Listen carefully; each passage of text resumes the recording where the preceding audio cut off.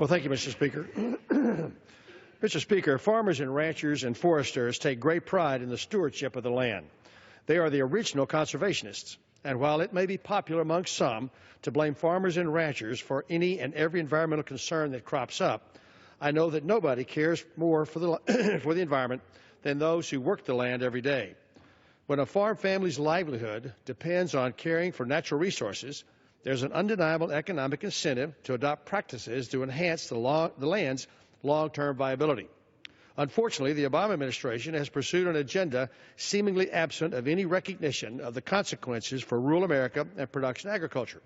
Obama's EPA is creating regulations that are burdensome, overreaching, and negatively affecting jobs and the rural economy. Perhaps the most poignant example is the EPA and Army Corps of Engineers' recent power grab with the Waters of the U.S. rule, or as the EPA calls it, the Clean Water Rule. I'll be frank, this rule is not about clean water.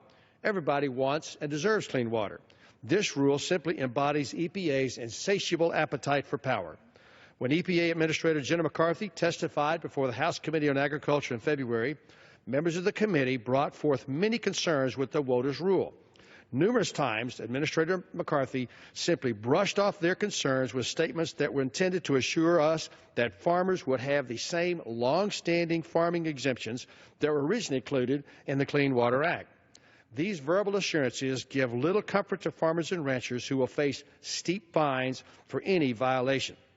While the administrator was telling the farming community to fear with the new WOTUS rule, a California farmer was being prosecuted by the Justice Department for simply plowing his field.